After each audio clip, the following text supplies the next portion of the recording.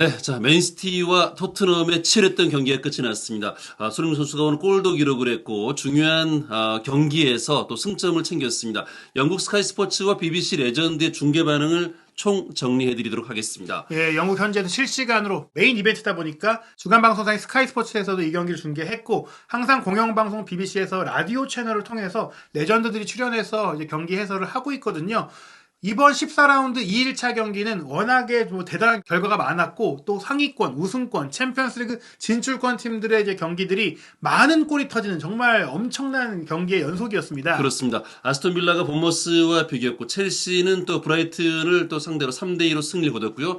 리버풀과 풀럼의 경기는 리버풀이 거의 질 뻔한 경기를 또 잡았어요. 예, 사실 뭐 에스턴 빌라도 질 뻔하다가 막판에 2대2 동점골을 넣었고 리버풀 같은 경우도 경기 종료 한 5분, 6분 전까지만 해도 2대3으로 끌려가고 있었는데 벼락 같은 두 골, 엔도와 이제 아놀드의 골로 4대3 승리를 거뒀거든요. 이렇게 치열한 경기들 그리고 경기가 시시각각으로 결과가 바뀌는 상황들이 나오다 보니까 맨시티와 토트넘의 경기도 그렇게 되지 않을까라는 기대감이 있었는데 실제로 그 기대대로 토트넘이 쉽게 무너진 게 아니라 끝까지 쫓아가면서 이변을 만들었습니다. 그렇습니다. 자, 맨시티가 이제 3위, 토트넘이 이제 5위에 오르면서 계속해서 리그 우승 경쟁 또 챔피언스리그 순위도 노려볼 수 있는 상황이 됐습니다. 예, 토트넘이 맨시티 원정에서 3대3 무승부를 거두면서 승점 27점, 3연패를 끊어냈고요. 사실 이 경기까지 졌다면 4연패까지 빠지면서 중위권까지도 떨어질 수가 있었는데 디펜딩 챔피언인 맨시티와의 승점 차를 3점으로 유지했습니다. 물론 맨시티 입장에서는 토트넘전 무승부로 인해서 최근 3연속 무승부로 인해 승점을 좀 잃었죠. 그렇기 때문에 좀 내려오긴 했지만 그래도 보시면 아스널이 33점으로 1위, 리버풀이 31점으로 2위니까 큰 점수 차이는 아니에요. 토트넘 입장에서도 선두 아스널과 6점 차이니까 물론 현재는 지금 부상자도 많고 냉정히 말해서 우승을 노리기는 어렵지만 충분히 챔피언스리그 진출권에서는 경쟁할 수 있다라고 볼 수 있겠고요. 그보다 더 대단한 게 이 성적보다 중요한 게 경기 내용이잖아요. 그렇습니다.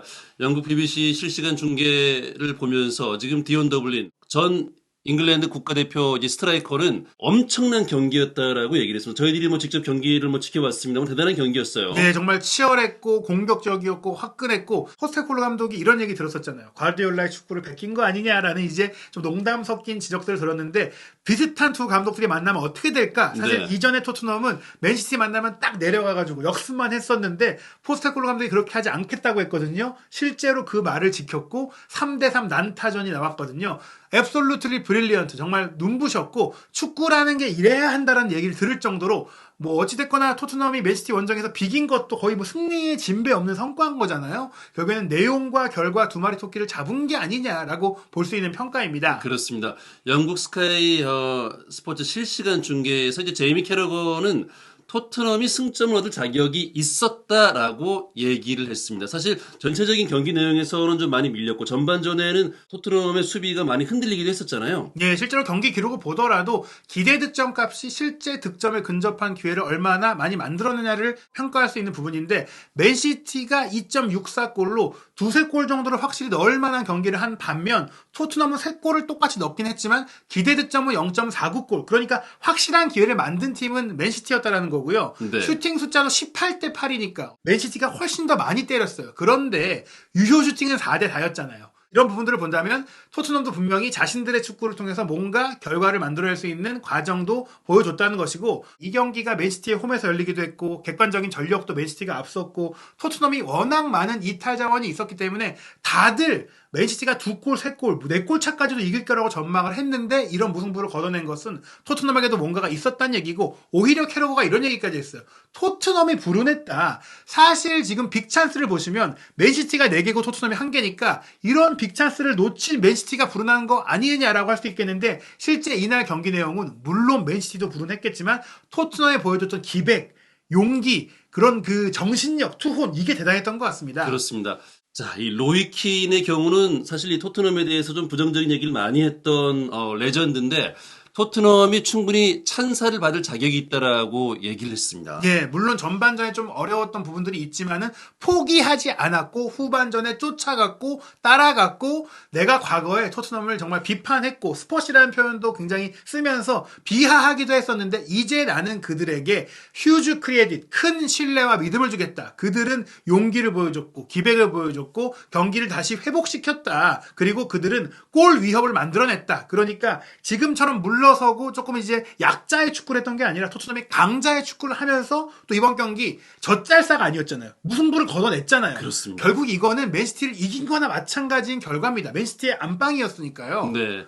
자, 영국 BBC 실시간 중계에서 손흥민 선수에 대한 얘기도 상당히 많이 했는데, 손흥민 선수가 또 이번 경기를 통해서 이제 골을 기록을 했는데, 이게 또 디펜딩 챔피언을 상대로 한 골인데, 항상 디펜딩 챔피언을 상대로 강했어요. 예, 거의 뭐 디펜딩 챔피언 킬러다라고 할 수 있는 최초의 기록이 나온 것인데요. 네. 역사상 프리미어리그에서 전년도 우승팀, 즉 디펜딩 챔피언의 안방에서 골을 기록한 게 무려 4번째라고 하는데요. 그렇습니다. 그게 최다 기록입니다. 네. 즉 레스터시티가 동화 같은 우승을 차지했던 2015-16 시즌 그 다음 시즌에 손흥민 선수가 레스터 원정 가서 골을 넣었고요. 또 콘테 감독과 함께 첼시가 우승했던 그 다음 시즌에 첼시 원정 가서 득점을 했고 또 클롭 감독이 리버풀을 정말 프리미어리그 출범 후 첫 우승을 시켰었잖아요. 그 다음 시즌에 안필드 가서 득점을 했고 이번에 트래블을 달성한 맨시티를 상대로 그들의 안방에 가서 골을 넣은 정말 챔피언만 만나면 좀 끌어오르나? 챔피언의 안방 가서 골을 넣는 정말 엄청난 기록을 세운 것입니다. 그렇습니다.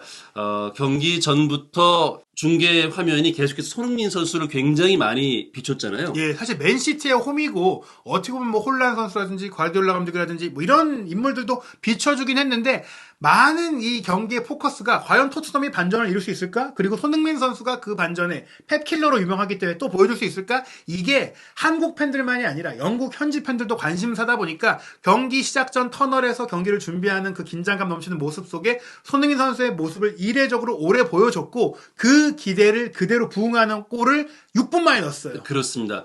자, 이 전반 6분 만에 손흥민 선수가 아주 멋진 골을 기록을 했는데요.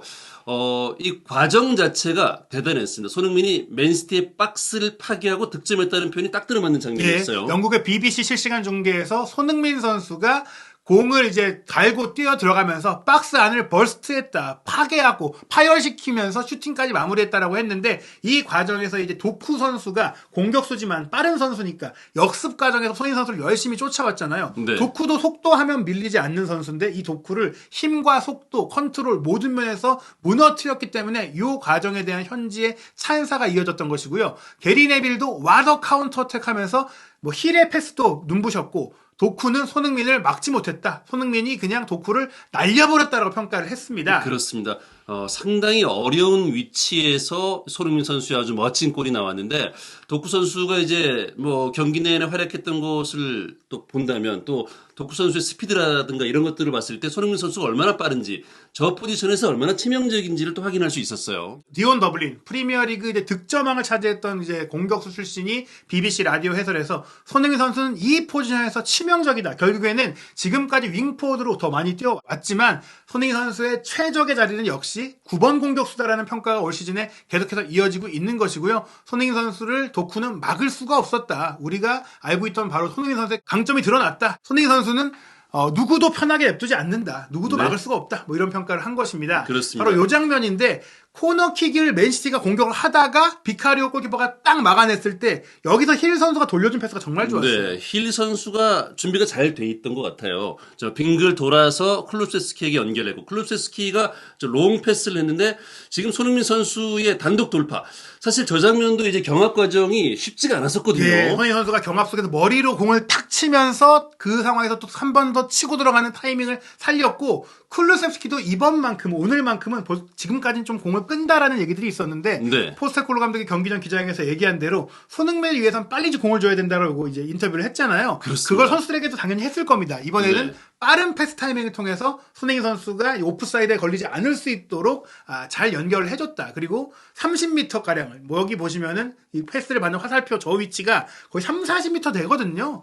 혼자 치고 들어가서 해결을 한 겁니다. 네. 자, 이 손흥민의 이제 불운한 더블 터치 상황에 자책골이 또 나오면서 사실 토트넘이 기분 좋게 시작을 했는데 엄청난 에너지를 가지고 시작을 했는데 또 찬물을 끼얹고 말았습니다. 예, 이게 뭐 어떻게 보면 이제 아이러니한 상황이었는데 손흥민 네. 선수가 자책골을 기록한 일이 사실 많지 않은데 프리킥 상대의 공격을 막는 과정에서 몸을 뻗어서 이제 공을 저지하려던 것이 전반 9분에 손흥민 선수의 이제 무릎을 맞고 자기 골대 안으로 들어갔거든요. 근데 이 자책골이라는 게 뭐 다당연히 의도라는 건 없는 거잖아요. 게리 네빌도 얘기를 했습니다. 손흥민 선수가 좀 다리를 뻗은 게 더블 터치, 그러니까 다른 데서 공이 한번 건드렸고 또 한번 건드려졌기 때문에 탁탁 이게 순간적으로 바뀌는 거를 뭐 어떻게 반응할 수가 없잖아요. 어쩔 수가 없었다라고 했습니다. 그렇습니다. 손흥민이 할 수 있는 것이 없었다. 이 디온 더블린이 또 좀 그렇게 얘기를 했습니다.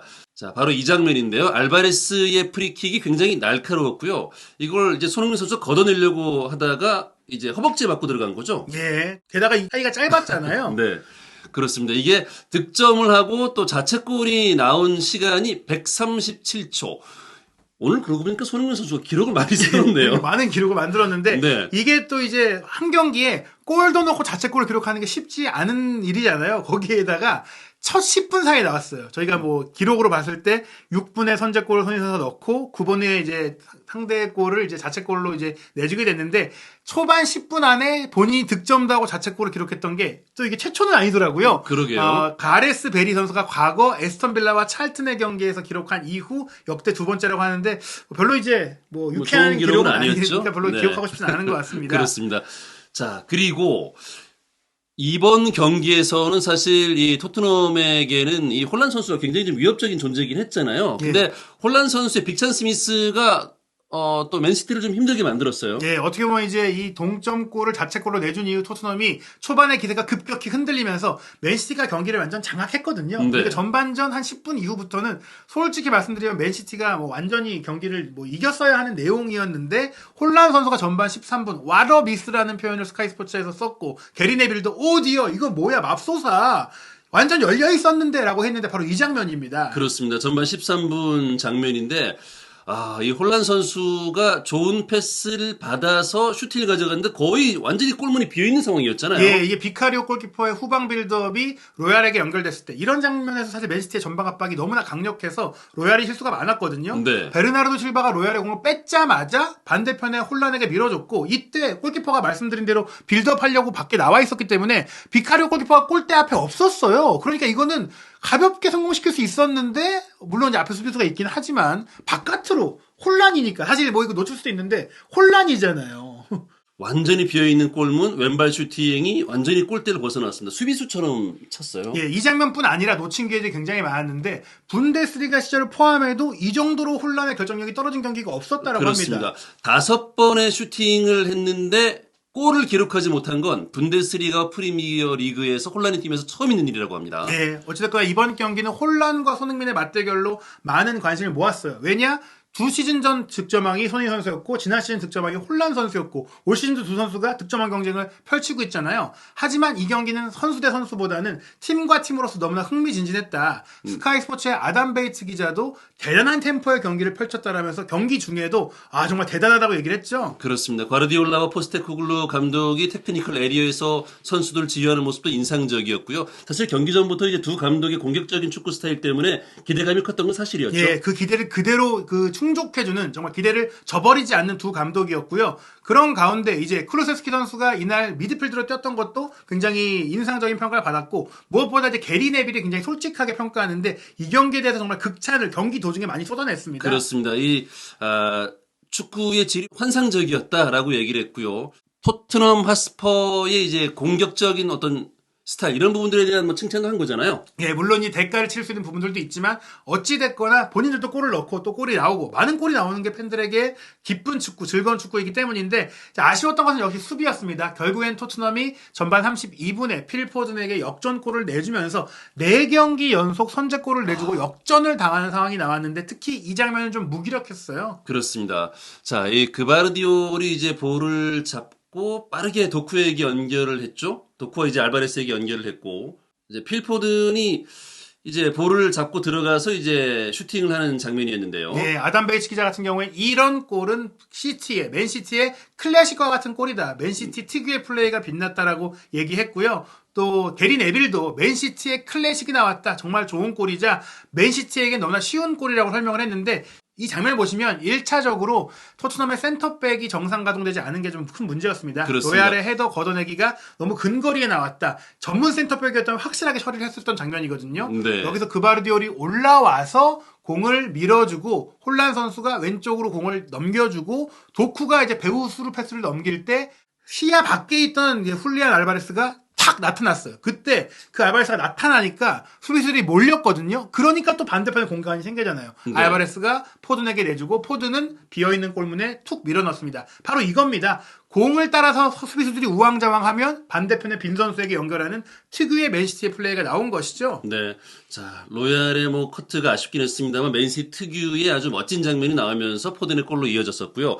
토트넘은 선제골 득점 이후에 슈팅이 좀처럼 나오진 않았었어요. 예, 전반전은 사실 이제 손흥민 선수의 선제골로 뜨겁게 시작했지만 그 뒤에는 사실 토트넘이 거의 아무것도 못한 전반전이었거든요. 그렇습니다. 그러다 보니까 이제 BBC에서 전반전 끝나고 이렇게 실시간 중계에서 이야기를 합니다. 네. 토트넘은 하프 타임 전반 종료 휘슬이 울려서 기쁠 것이다라고 얘기를 했어요. 저희도 중계 보면서 전반전이 좀 빨리 끝났으면 좋겠다. 그게 오히려 낫겠다라고 생각을 할 정도 아니었습니까? 예, 2대1로 뒤집힌 상태에서 만약에 세 번째 골까지 내준다면 후반전에 출격할 수 있는 동력이 사라질 수밖에 없었거든요. 네. 근데 스카이 스포츠 같은 경우에는 손흥민 선수가 양쪽에서 모두 골을 넣었다라고 이제 전반전을 정리를 했는데 전반전 기록 보시면 아시겠지만 전반전 슈팅 숫자가 12대 2였습니다. 그렇습니다. 맨시티가 10개를 더 때렸고 빅찬스도 이제 2개나 있었던 맨시티였거든요. 노이킹 같은 경우도 확실히 이제 이때까지만 하더라도 맨시티의 압승을 전망을 했어요. 네.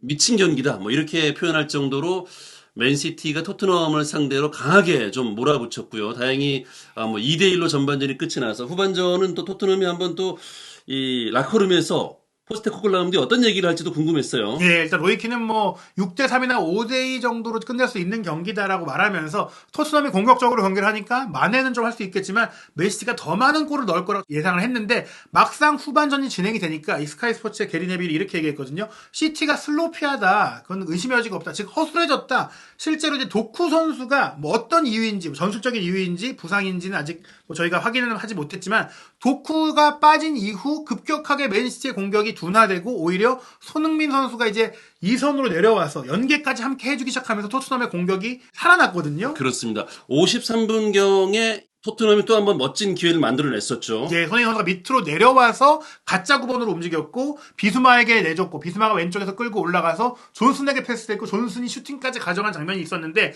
이 패턴과 유사하게 결국에 토트넘이 동점골을 넣게 됩니다. 그렇습니다. 69분에 이제 로셀소의 동점골이 터졌는데 이 상황에서 중요했던 플레이가 있어요. 바로 혼란을 향해서 원래는 맨시티가 롱볼을 때렸는데 그 롱볼을 벤 데이비스가 헤더로 몸을 던지면서 네. 잘라냈죠. 네. 그리고 그 공이 또 하필이면 뭐 이게 손흥민 쪽으로 연결이 예, 됐고요. 손흥민 쪽으로 왔고 손흥민 선수가 나와요. 로셀소를 잘 찾았다. 물론 로셀소도 정말 멋진 왼발 피니시를 아름답게 보였지만 어시스트 손흥민 선수였거든요. 네. 손흥민 선수의 패스도 기가 막혔습니다. 그렇습니다. 그러면서 2대2 동점이 됐고 경기 양상은 또 이제 토트넘이 유리하게 끌고 가기 시작을 했어요. 예, 그러다가 아쉬운 장면이 있었죠. 네.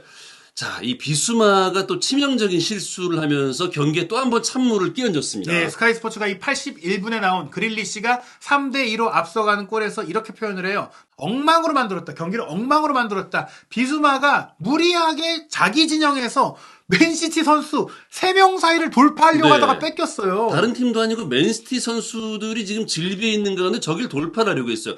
글쎄요, 좀 모험적으로 저게 돌파가 됐더라면은 또 좋은 장면이 나올 수도 있었겠습니다만 저기서 돌파가 안 되면서 결국은 또 실점을 한 거잖아요. 예, 사실 여기 패스 줄 때도 있었거든요. 쉽게 갈 수도 있었는데 본인이 영웅이 되고 싶었던 것 같아요. 이 3명을 만약에 한 번에 제쳐내면 바로 이제 3명을 제쳤으니까 수적 우위 속에 공격을 할 수 있었겠지만 너무 무모했죠. 여기서 결국 뺏겼고 로드리가 혼란에게 주고 혼란이 컵백 주고 그릴리시가 슈팅할 때 토트넘은 수비 진영에서 공격으로 넘어가고 있었다 보니까 수비 대형이 흔들려져 있었거든요. 너무나 황당하게 3대2로 그 상대가 앞서가는 골을 내줬고 그리고 축구에서 보통 3대2 정도면 게임이 끝나잖아요. 3대3이나 그렇죠. 뭐 4대3이나 이런 거 잘 안 나오잖아요. 아, 이제 끝났다 싶었는데 그게 아니었습니다. 그렇습니다.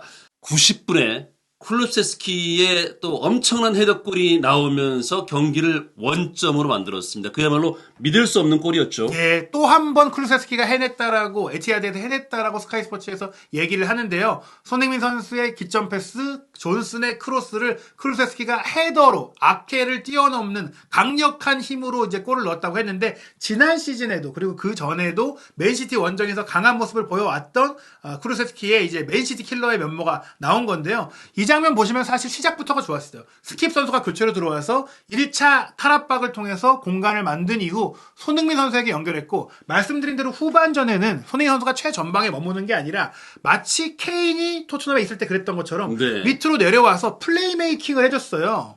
그러면서 이제 손흥민 선수의 패스가 존슨에게 이어지고 존슨이 크로스를 해서 쿨루세스키가 헤더를 연결한 것이죠. 중요한 게 뭐냐? 사실 이제 전반전에는 힐 선수가 왼쪽에 존슨이 오른쪽에 있고 쿨루세스키가 가운데 갔을 때 그 플레이가 괜찮았어요. 쿨루세스키가 10번 역할을 잘해줬는데 후반전 들어서 쿨루세스키가 오른쪽으로 이동한 이후에는 물론 로셀소가 플레이를 잘해주긴 했지만 교체 아웃됐잖아요. 그 상황에서 누가 플레이메이킹을 해야 되냐라는 고민이 있었는데 손흥민 선수가 거의 뭐 1인분, 2인분, 3인분까지 해줬다. 결국엔 손흥민 선수가 3골에 모두 관여를 하면서 토트넘의 무승부를 이끈 정말 최고의 선수였다라고 볼 수 있는 내용이었습니다. 그렇습니다.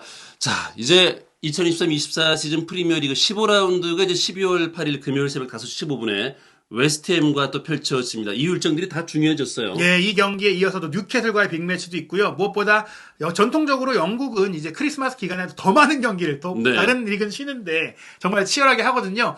맨시티전 이후에도 무려 6경기가 남아있습니다. 이 경기들 이제 아시안컵 차출 전까지 또 손흥민 선수가 토트넘의 주장으로서 많은 걸 쏟아낼 것 같은데요. 과연 앞으로의 경기는 어떻게 펼쳐질지 한준TV에서 영국 현지의 모든 소식들 전해드리도록 하겠습니다. 네.